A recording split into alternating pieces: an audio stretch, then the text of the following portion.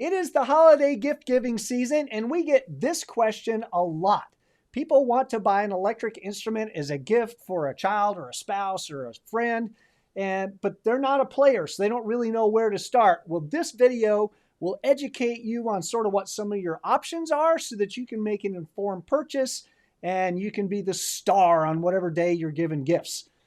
First, I'll say it is a great idea to want to give someone an electric instrument, and you're the kind of person that we need more of on this planet, by golly.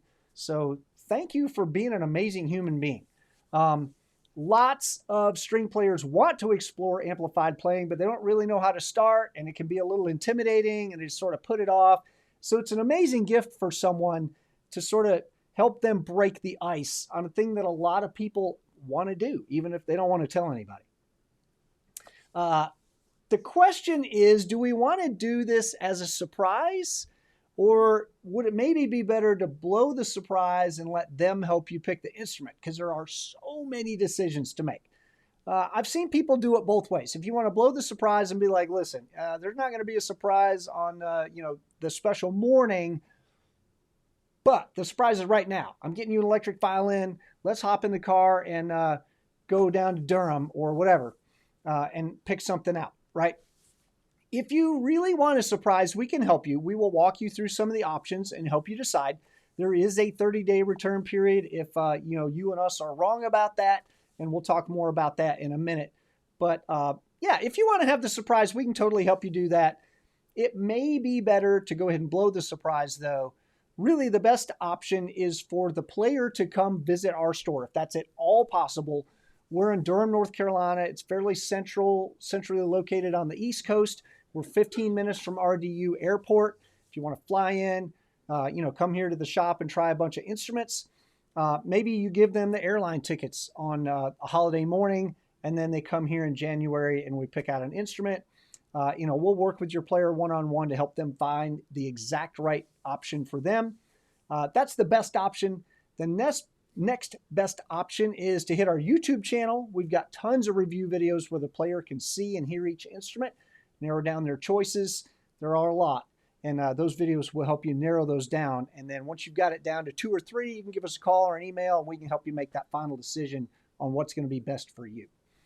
I will say my first caution, if you're buying an electric violin for a child, make sure you know what size violin that child plays. Probably 98% of the violins in our shop are full size, are 4/4 violins.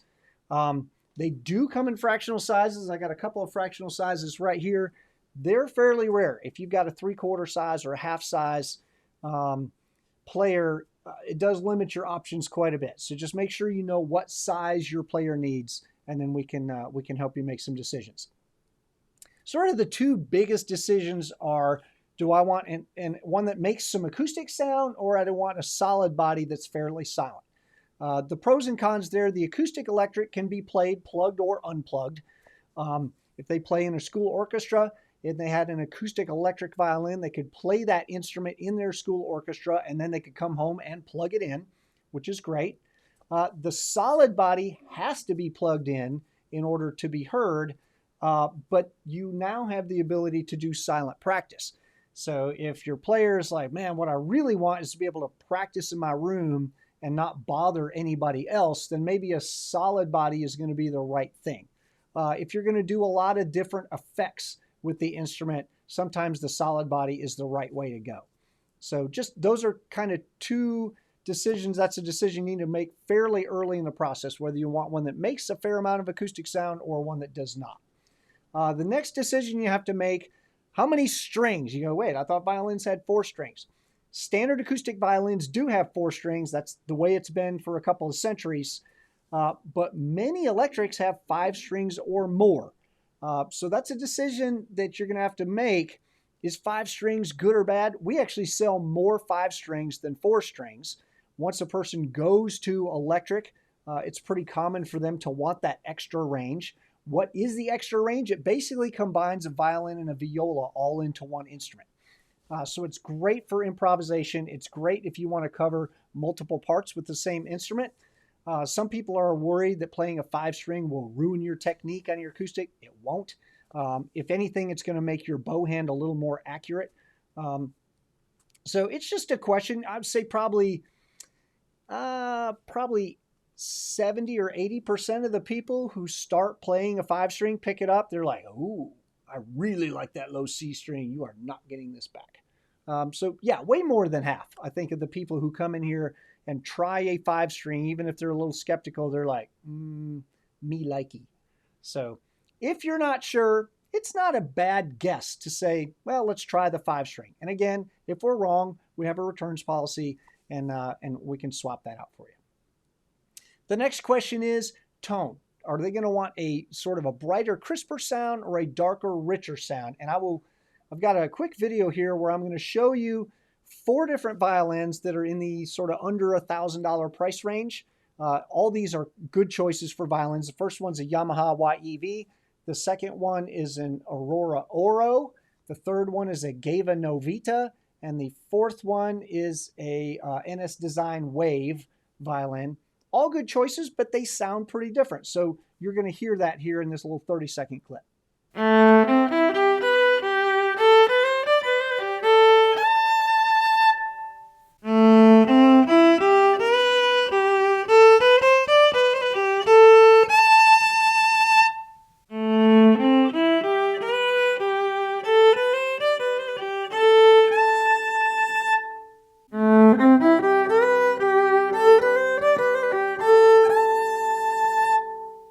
So as you can see, 4 very different looking violins, 4 very different sounding violins.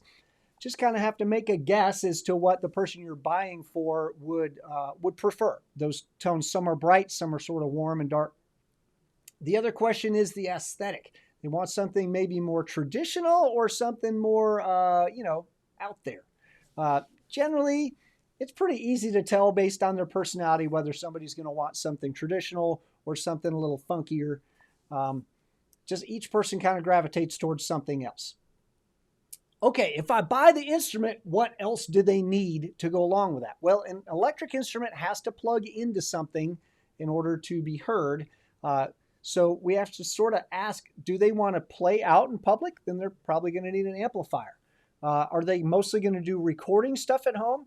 Well, then it's going to go into their computer. Do they want silent practice? That's going to be headphones. If they want to explore a bunch of different sounds, that's probably going to be an effects pedal. So if you have questions, you can call us and we can help coach you through all this. But these are just things to think about. The accessories, what else am I going to need? Well, none of these come with a bow. Some of them come with a case, some don't. None come with a shoulder rest. That's a very personal decision. They don't come with cables. They don't come with any of the effects boxes. Those are things that you'd have to purchase separately, either now or down the road. Because the question is, a lot of these players, they already have a bow, they already have a case, they already have a shoulder rest. Can they use the same bow? Yes, they can. In fact, these violins, most of them will fit into the case that they've got. Of course, obviously, there's a problem if I've got 2 instruments in one case, but if I've got a safe place to leave it at home and I want to use it to transport, if we're kind of budget limited, then that's one of those things that maybe could wait. If you already have an amp, if you already have effects pedals, say there's a guitar player or a bass player in the house, I would say try them and see if they work. The worst case scenario is that they don't pair very well with the violin and they don't sound great, which means that, hey, maybe we got something we can buy in the next holiday gift giving season. So if you have some stuff already and you're thinking, man, we're kind of watching our budget, and boy, this is adding up kind of fast, a lot of this stuff can wait. I do recommend having a bow for each instrument and a case for each instrument, but it's one of those things that if it has to wait, it can, okay? What if we're wrong? What if Christmas morning, they open the thing, they go, man, it was so sweet of you to think that I wanted this, but I don't want this, or I want a different one, or I want a different number of strings. We have a 30-day return policy. Now, if you bought this thing on December 10th and you didn't give it to them until December 18th, does that mean that 18 of those 30 days are gone? No, we will work with you on that. We're not a massive corporation with overlords that's counting minutes. I would say if they get the gift on the 28th and they know immediately that they don't want it, if you could let us know, end of the year hits, inventory, taxes, all that stuff. If we know the instrument's coming back, that's going to help us. and then we'll work with you on, exactly where that 30 days lands. We understand that the holiday gift giving season, this isn't our first rodeo. So all of those things, hopefully you feel like a much more informed consumer now. And if you've got other questions about instruments or review videos, some of those videos may be here. You can subscribe to our channel and find out more about what we're doing here at Electric Violin Shop. And we hope to hear from you soon. All right, have a great day.